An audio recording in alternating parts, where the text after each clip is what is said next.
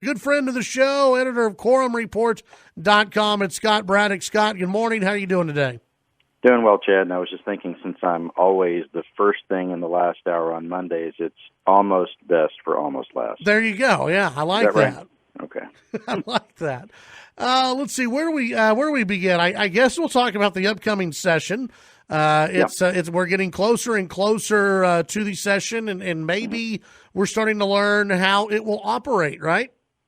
We first started to hear word of specific details on Friday evening about what Lieutenant Governor Dan Patrick wants to see, and it's a lot more restrictive than some folks were even thinking. You remember earlier in the year, Chad, we had reported at quorumreport.com that the Lieutenant Governor held a conference call at 10 p.m. on September 1st with the chairman and the Senate talking about worst-case scenarios. You know, how are they going to operate during a pandemic? What level of testing needs to be done? What kind of social distancing, physical distancing, all of that sort of stuff. And we got a copy of some notes. It was pretty interesting. And this happens a lot in Austin, Chad. You know, it's the way we find out about things. You know, something leaks out, and a copy of notes passed along to us. Tried to vet it as best we could without the Lieutenant Governor's office at first going on record, and later they did.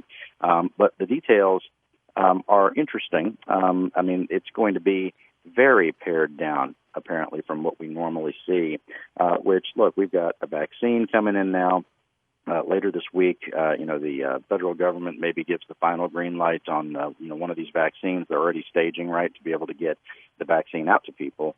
But we're not going to see the effects of the vaccine, be able to restore a normal session, as we've talked about, in time for the, constitutional limits of when the legislature meets. That's once every 2 years for the first 5 months in that, in that odd-numbered year.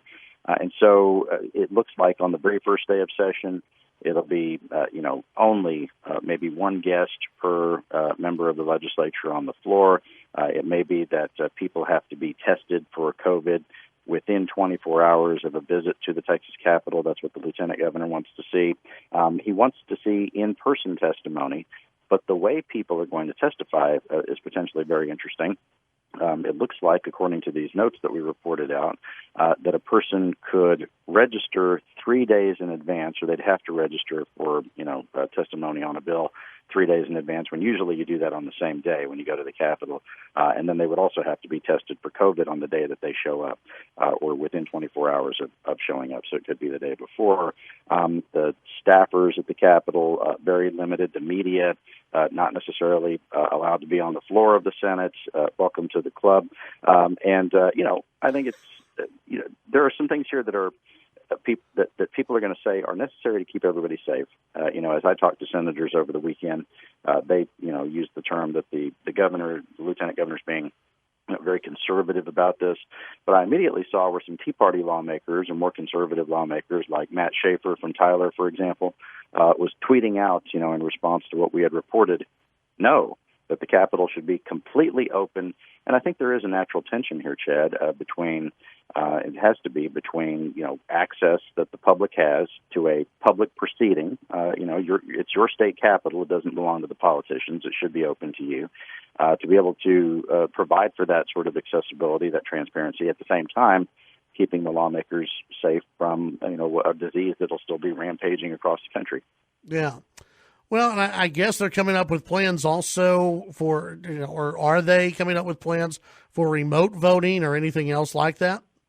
Could be one of the most controversial things about this, Chad, and it might be the headline out of the story, that the lawmakers that I've talked to are divided about the idea that anyone should be able to vote, any lawmaker should be able to vote, anywhere other than the floor of the Texas Senate or the floor of the Texas House.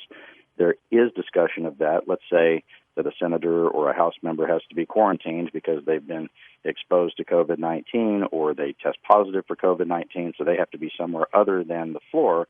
Could they vote from their office? Could they vote from their home district? That's something that was, debated, contemplated in Washington, right, and was very controversial. And one of the things about legislating, Chad, and this is one of the things that the insiders really get, is that when the members have to be there on the floor to vote on the legislation and look each other in the eye when they're voting, it's pretty important because, you may tell somebody you're going to vote one way, then you end up voting a different way. But believe me, it happens all the time. No surprise, there's gambling in this establishment. Sometimes the politicians do something they said they were not going to do. And so, the fact that a lawmaker may have promised other lawmakers they're going to vote yes on a bill, for example, and then they vote no, it really is more of a personal, intimate thing if they have to stand there and be seen on the floor doing it.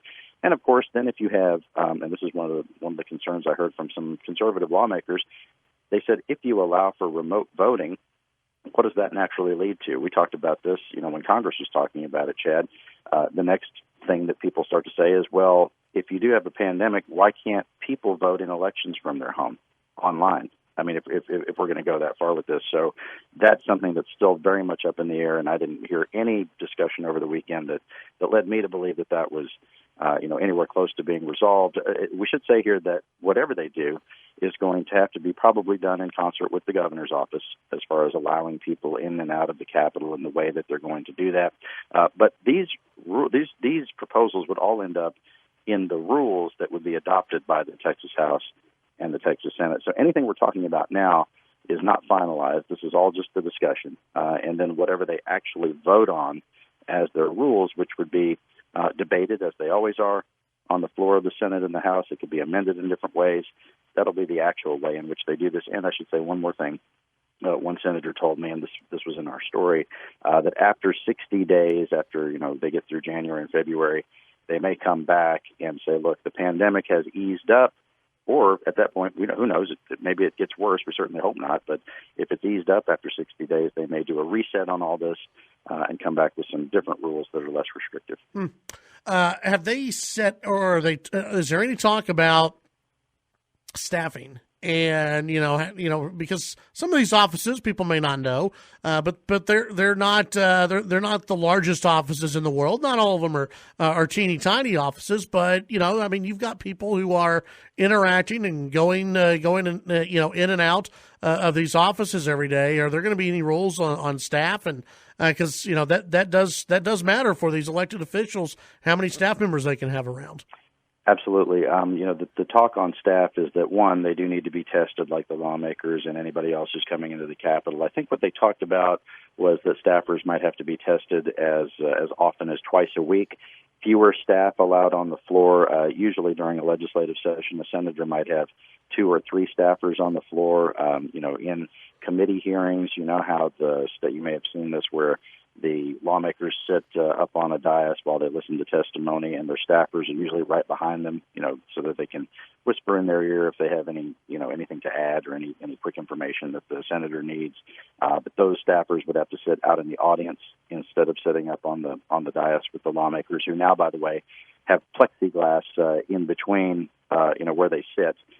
In the Capitol, so they kind of look like the folks in Vegas right now who are sitting at video poker machines with plexiglass in between them. I bet many of them wish they were going to be in Vegas. If people have seen that image, yeah, they much rather would be there. What about when it comes to leadership going into the next session? The Texas House GOP caucus looks like they have a new leadership team. New leadership team, I would say the group that they elected is, some folks would say more moderate. I would just say more mainstream Republican. Jim Murphy is a lawmaker from Houston who had been the vice chair of the caucus after the whole Dennis Bonnen, Dustin Burrows, controversy. Remember, Chairman Burrows had to step down from his role as chairman of the caucus after that. A lot of confidence had been lost in him, and I know that he's working very hard to try to gain that back. In the meantime, Murphy slipped into the vice chair role after the vice chair at the time, Stephanie Glick from Fort Worth, became the chair. And now you have Tom Oliverson also from the Houston area, who's the vice chair of the caucus, Craig Goldman from Fort Worth, and Candy Noble, who's from the Plano area up in Collin County. I would say Noble might be, just based on voting records, probably the most conservative of those. There was a Tea Party challenge here, Matt Krause, who I'm sure you know of, from Fort Worth, a very conservative lawmaker, and I think was the author of the Keeping Lemonade Stands bill, keeping the lemonade stands legal last year. That was his big legislative achievement. He had thrown his hat in the ring to be potentially the chairman of the GOP caucus, which I think would have signaled a more conservative, leadership situation, and that might have signaled more of a conservative agenda ahead for the GOP caucus. But I can tell you that whether it would be conservative or liberal or whatever, Chad, we are probably looking at a legislative session that is more about triage than anything else. You remember this same time 2 years ago. What were they talking about? They were talking about property taxes and school finance, and that's it, right? Just off the top of your head, can you even think of anything that they're saying right now, that the leadership, that Republicans are saying that they want to do in this legislative session as big achievements? Not really. What are they going to address? They need to talk about the disaster powers of the governor. They need to talk about what else needs to be done as far as COVID-19 response. They need to talk about how they're going to continue to pay for the school finance legislation that they passed 2 years ago. I like to say that basically they made a down payment on a really nice car, and they don't know how they're going to make the payments going forward. Remember, at the time, they spent down the entire $9 billion surplus that they had going into that 2019 legislative session, and now, of course, we're probably looking at a pretty big budget shortfall. So how they're going to keep the promises that the commitments they've already made, that's the big question going into the legislative session. And so I think that when it comes to choosing leadership, whether it's in the caucus or choosing the speaker, what they're really looking for is somebody who's going to be, people who are going to be steady hands rather than ideologues. Visiting with Scott Braddock, editor of quorumreport.com. Scott, you're up in the Dallas area today? I am. What are you doing up there this week? Well, later this afternoon, I'll be heading up to Sherman, Texas. In that area, there's going to be a forum between the candidates for Senate District 30, Shelley Luther, the Rebel Salon owner, taking on Chairman Drew Springer, for that seat that was vacated by Pat Fallon. I'll be really interested to see what their exchange is like. In fact, I think they have 3 debates sort of back-to-back coming up. There's one tonight, another one coming up tomorrow, and then they're also going to appear alongside or they're going to both appear at the same time on a radio show, I should say. You can listen to them on the radio. That's always fun. But I can tell you in reporting, one of my reporting tricks, trying to figure out what's going to happen in one of these elections, Chad, is, you could sit in Austin and you could just look at the television ads, or you could get the mail pieces. You can listen to what the consultants are telling you is happening on the ground. But when you see 2 candidates face off, the real tell is, what does the crowd sound like, right? Is the crowd reacting to one candidate more or the other? Who's getting more cheers? Is anybody getting booed for anything they say? It tells you a lot about the mindset of the voter, and so I'll be interested to see some of that later this evening. Yeah, and that race has become even more interesting with Springer getting the endorsement of Governor Abbott on the show. To be honest with you, I don't know if you're a Republican running right now, do you want the governor's endorsement? Because that could be used against you. And Shelley Luther is, to her credit, she's turned it against Drew Springer and said, "Is this the endorsement that you really want? The guy who shut down businesses in Texas." I think this race may give us some sort of an outline, some sort of a preview of what the 2022 GOP primary season may look like, right? Oh. And whether or not this opposition to Governor Abbott is really a durable thing in the Republican Party. I mean, let's be honest, and I think she would say this, Shelley Luther is staking her entire candidacy on opposition to Governor Abbott. And I think that this district, which I went back and looked at the voting history, Chad, it's a very, very Republican district. It votes something like 75% or more Republican. And there's not a whole lot of districts that are exactly like that, although I know some of them are out in y'all's neighborhood as well, where they vote 70% plus Republican. Now, a lot of times there's not even a Democrat who runs in some of these areas. I think one of the last times that Pat Fallon was on the ballot as the state senator, I think he got 80%, and the rest of it went to a libertarian. So this is a very Republican area. I think it's an interesting test for what the Republican electorate looks like in Texas when the question is, do you oppose or support the way Governor Abbott is handling this disaster?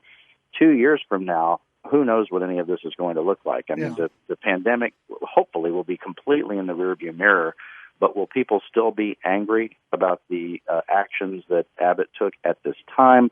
I know that with your audience, there are a lot of folks who are upset about what the governor has done. And, when I look around the state, a lot of different Republican areas, they ain't happy with Abbott. Question is, are they going to vote that way? And look, Abbott's campaign is all in on this. I mean, you've got the consultant for Governor Abbott, Dave Carney, who's just been blowing up Shelley Luther on Twitter, and Abbott going in, pretty much full steam ahead for Drew Springer. But as you said, the question is, does that help or hurt right now? Yeah. Before I let you go, though you were not there for it, there was a rally in Dallas, and I know Abbott was brought up at one point. What was going on there? Interesting. There was a big rally here. It was one of these Stop the Steal rallies. Actually, as you saw, it was promoted on social media over the weekend. I was looking at the graphic that was put out by the Texas Republican Party Storm Dallas rally. They only had about 100 people show up, but here were some of the topics: stop abortion, stop the steal, fair elections, open Texas, close borders, open churches, pro-gun, pro-life, pro-God, church is essential, defend police, defund City Hall. Does that cover everything? It was pretty fired up group. At one point, there was one person who sort of mocked Governor Abbott by saying he said, I heard a rumor that he doesn't even stand up for the Pledge of Allegiance, the Star Spangled Banner, which of course is a pretty disgusting joke. You've got the governor who's in a wheelchair. I'm old enough to remember, Chad, when I had to unearth the audio of activists making fun of the governor for his disability. These people are just doing it out in public. So to the question about, whether or not people are against the governor, disgusted with him and all of that, I think they are. The real question is how many people are like that, and the election we were just talking about may help to answer that question. Very good. Scott, tell folks what they can find at quorumreport.com this week. We will have some in-depth coverage of that race. I think those questions are crucial for the future of the Republican electorate and where we're going with primary elections in this state. You can check it all out at quorumreport.com. We've got all the latest on your state government and much more at quorumreport.com. Click on subscriptions at the top of the page. We get you signed up. Very good, Scott. Thank you very much. Appreciate it. Thanks, Chad. That's Scott Braddock, editor, quorumreport.com.